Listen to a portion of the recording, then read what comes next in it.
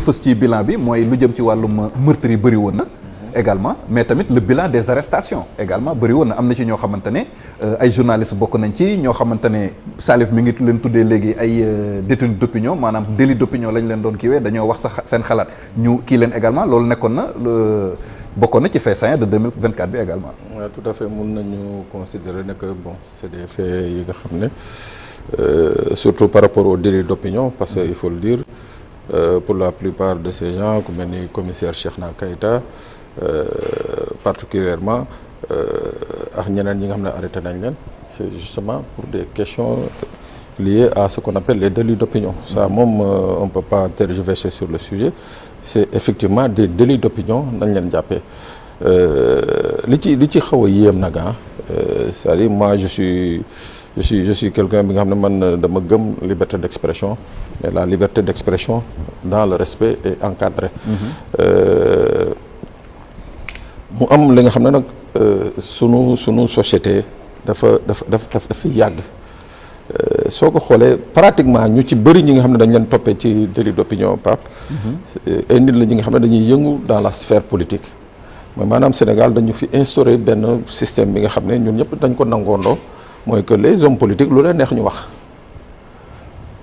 lu leen neex nañuy wax waaw maintenant il arrive un moment où da nga wax dara arrangé wul benn homme politique ñu teg la ci yoon mais je crois que déjà ce qu'il faut assainir c'est déjà le monde politique dans sa globalité pour que seen discours mu denk des discours yi nga xam ne mbalaanu politique du impunité également mais parce que ñu ci bëri boo gisee ñuy yëngu ci politique wala politique benn immunité lañ ko immunité nañ ko def donc ça a toujours été une immunité pour moo tax ngay gis des fois da nga leen di toog di dégg ñuy wax ay wax yi nga xam ne yow sañoo ko wax keneen sañu ko wax ba leen interpeller ñu ne dans le cadre politique la dans le cadre politique donc loolu yëpp donc il faut que ñu revoir ko muy beneen bi yaa ngi ko wax ci waxu meurtre yi en fait c'est lié à la situation bi nga xam ne moo découlé des violences xam nga il faut pas li nga xam ne il faut ñu koy nangu ci dëkk bi moi souvent les gens me disent que le Sénégalais est paisible nit ku kii la non nous sommes un peuple très violent très violent parce que am na ci meurtre yoo xam ne ça ne relève pas de l'insécurité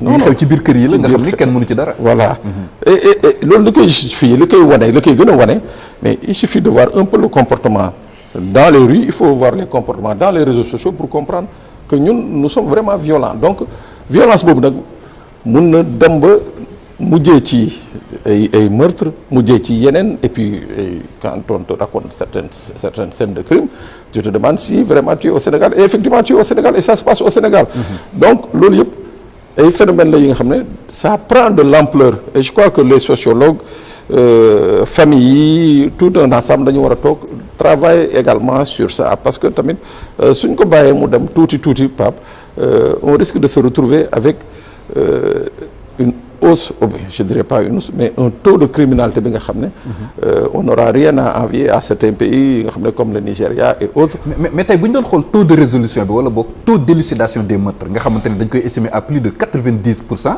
je pense que c'est l'occasion également de rafetlu police bi nga liggéey bi nga xam ne police dina ko def ci wàll gi cas bu ci mujjoon mooy cas bi nga xam ne amoon na Malika ba avant 48 heures wala 24 heures sax ñu interpellé ki nga xam ne moom mooy le mis en cause mais Pape xam nga nous notre problème on a ce qui manque à la police sénégalaise ou à la gendarmerie sénégalaise c'est pas des enquêteurs on a d'excellents enquêteurs d'excellents enquêteurs c'est-à-dire problème boo teg ci dëkk bi ci ay fan yu néew ñu régler la ko mais c'est que le véritable problème des forces de sécurité mooy que on ne met pas en avant ce qu'on appelle la prévention mooy loolu bañ a am ok parce que ci seen mission la bokk. waaw seen mission c'est d'ailleurs la première mission. ok waaw la première mission du gendarme et du policier c'est de faire en sorte que Pape Sané bañ a def lii.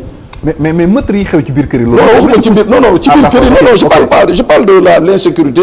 la criminalité de manière générale quoi non li xew ci biir kër yi police mënu ci dara gendarmerie mënu ci dara. donc mais loolu moo tax ma ne quelque part il faudra ñu xoolaat. les sociologues jéem a jàngat famille yi tamit ku ci nekk les responsables de famille jéem a jàngataat xool un peu. loolu phénomène la bi nga xam ne Pape on peut peut-être reparler de ça aujourd'hui une autre fois loolu c'est dû par exemple à une utilisation à un usage excessif de la drogue actuellement la drogue circule beaucoup à Dakar surtout la drogue de synthèse mooy yi ñuy jëndee ay 200 francs ay 300 ay 500. juróx bi waaw yi nga xam ne da nga koy jël léegi nga tàggali koog sa sago léegi nga tàggali koog sa sago. donc on a ce problème là autant au Sénégal autant dans la sous-région. ok quand tu vas actuellement dans je parle de Bignona je parle de Ziguinchor des gens qui n'ont jamais connu des actes de violence délibérés nii mais léegi soo xoolee les statistiques mais yow da ngay inquiété wu. donc loolu daf may permettre rek ma wax sur les saisies de drogue il y a eu effectivement il y a eu saisie de drogue. saisie oui. mais man je suis pas de ceux qui tapent des deux mains bu saisie de drogue amee. ok waaw parce que je me dis que soo koy jàng bu baax sooy jàng le marché du trafic de drogue c'est-à-dire c'est une quadrature. Quadrature plutôt. soo koy jàngat da ngay gis ni que la drogue ni muy circuler ba dugg surtout cette drogue bi nga xam ne qui n'est pas à la portée de tous les Sénégalais. mooy par exemple la cocaïne. ou l'héroïne. soo xoolee ni muy duggee Sénégal man je suis tellement inquiet ba nga xam ne man bu ñu saisiree c'est vrai on dit bravo mais quelque part il y a l'inquiétude derrière c'est-à-dire que mooy ok lii lañ jàpp mais lan moo jàll. les cas qui passent sous silence. waaw non déedéet c'est-à-dire jàpp nañu lii. mais lan moo jàll lan moo jot a dugg. te kenn jàpp ko. waaw lan moo jot a dugg Salif a parlé tout à l'heure d'un dossier bi nga xam ne liggéey nañ ko au niveau de Walf Quotidien sur le blanchiment au niveau de l'immobilier mais ça waay je crois que si l'État prenait sérieusement le temps d'éplucher les rapports de la CENTIF. On aurait compris que pratiquement dans la moitié de Dakar c'est l'argent de la drogue qu'elle a construit donc loolu moo tax man bu ñu saisiree drogue j'ai peur je me dis que on tape des deux mains parce que jàpp nañu 10 tonnes de cocaïne wala 3 tonnes de cocaïne wala 4 tonnes de cocaïne mais je me dis à côté lan moo jot a dugg. lan moo jot a dugg c'est là où moi je suis très inquiet. te léegi da ngay xool mu ngi koy wax léegi sur le corridor Dakar Bamako. Les plus grandes saisies routières foofu la.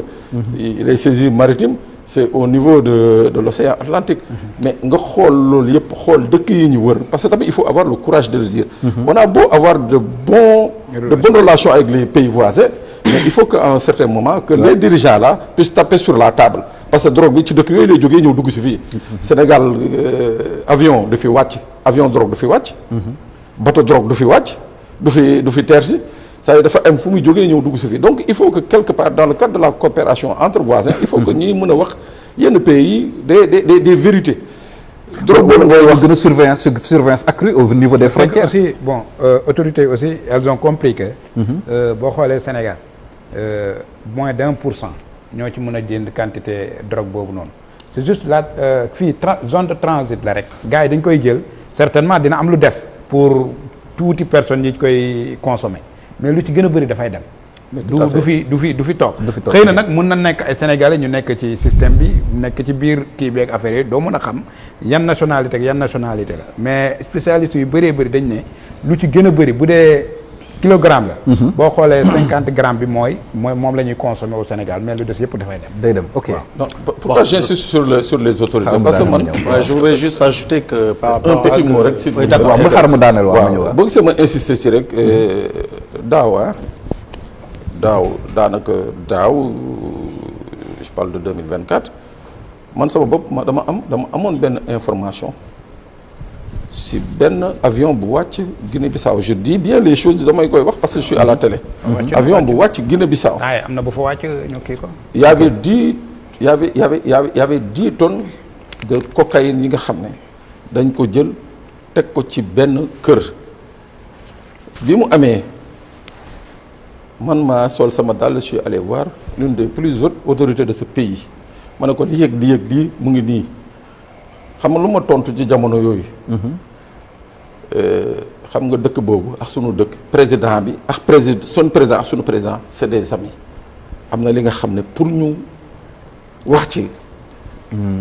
ma ne ko ah bon mu ne ma ne ko man dinaa leen ko tojal temps yi la am na bu fa wàccoon également mais boobu aussi. Non, wax dañ non. ne erreur la woon waru foon a wàcc dafa amoon. Non, non, du erreur de- kii dafa waroon a dem. non du erreur. erreur de yàggul destination. non boobu du erreur toi tu parles des 3 avions 2 avions ñoo fa wàcc ñi jàpp 2e avion bi. Voilà. 3e avion bi moo wàcc dem moo naawaat. c'était 3 avions hein non bokkul ak boobu. yow bi ma ci waxee fii laa ko waxee Walf bi fii bind ci sur mon site le président Bissau guinéen ñu ngi may dégg. il a débarqué le procureur général de la République de Guinée-Bissau. Il a débarqué le ministre de l'Intérieur, il a débarqué le chef de la garde présidentielle parce que ñoom ñëpp ils étaient impliqués dans ces 10 tonnes là. ok Donc loolu moo tax ma ne des fois ñun tamit suñuy autorité pour la sécurité du Sénégal. C'est vrai que c'est un pays indépendant mais il faut que tamit qu'on leur tienne un langage de vérité. Le bon voisinage neex na trop mais il faut pas qu'on nous empoisonne également waaw.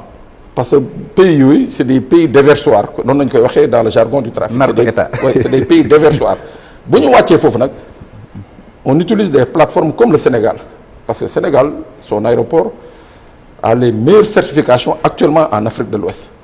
Le port de Dakar a les meilleures certifications ISO actuellement au niveau du Sénégal c'est-à-dire pour résumer mooy avion bu jógee Sénégal wàcci Roissy Charles de Gaulle il y aura moins de contrôle sur les passagers que avion bu jógee Bissau wala bu jógee Gambie wala bu jógee Nigéria. yow boo jógee Nigéria wàcce Roissy tu feras 4 heures de temps gars yi di la saytu alors que yow boo jógee Dakar tu auras peut-être 30 minutes de contrôle soog a dem donc loolu c'est des acquis yi nga xam ne il faut que les autorités waruñu seetaan ñu koy yàqal ah. waruñu seetaan ñu koy waaw monsieur Ndiaye am na lu ci bëggoon dolli. li ma si bëggoon a dolli mooy que bon Sénégal ñun tàmm nañu nag benn kii un genre dégagé en touche quoi c'est-à-dire que bu dara amee dañuy gën a xool dañuy am tendance su xool ñi nga xamante ne ñeneen lañu. mooy gan yeeg yooyu quoi. Ok. Alors qu'au Sénégal ce que l'on constate ici mooy suñu les gosses de riches là mais dee yi ñuy dee ay deewu overdose la. oui fan overdose la ñu moom bëri na ci. fan la ñuy approvisionné woo milieux yi ñuy nekk fan la ce sont des appartements qui sont loués à la journée extrêmement chers ñoom ci seen bopp ñooy wéet te boo ci xoolee li mu wax la c'est-à-dire que ce sont les gosses de riches ñoom ñoo am accès ci loolu parce que je crois que le gramme de cocaïne bu fekkente ne qualité bu baax la jege na 100 000 léegi Ok. léegi yow nga war ci mën a am quantité bu nga xamante ne da ngay dem tëju fenn si benn zone balnéaire ou bien benn résidence bu nga xamante ne xel xalaatul sax nit soupçonné loolu nga def loolu ça veut dire que donc le mal est en nous aussi. oui on se rappelle de l'affaire Iba Thiam l'affaire Mati Mbodj également ñu ngi koy fàttali mais ko. bien sûr une grande le famille fils de Idrissa ici Seck. waaw. une grande famille ah ici mooy il clame son ne innocence hein. ah bon c'est vrai que- daanaka lan dama on a monsieur Ndiaye. ici une grande famille bu nga xamante ne seen papa ci liggéey rek lañ ko xam. Ok. ba bi muy dem mais tu vois tu entends ces choses là ça veut dire que éducation bi ci xale yi. loolu il faudrait que mu nekk loo xamante ne parce que tout ce que je dis ci lépp luy gaañ lépp luy lu mun a yàq société. ci éducation rek lañ ko mun a xeexe. Ok. donc il faudrait vraiment que ñu accepter que. drogue bi mu ngi ci suñu biir fii ci Sénégal. et que ci Sénégal ñi yàlla gën a xéewale ñoom ci seen bopp ñoom ñooy ñi nga xamante ne ñoom ñoo ko teg. d'accord maa ngi ñëw ci yow léegi damay dem ñu jël quelques réactions internautes parce que ñi ñu seetaan tamit également ñoom ci waxtaan wi également la ñu bokk ah xaw ma dañuy laaj wala dañuy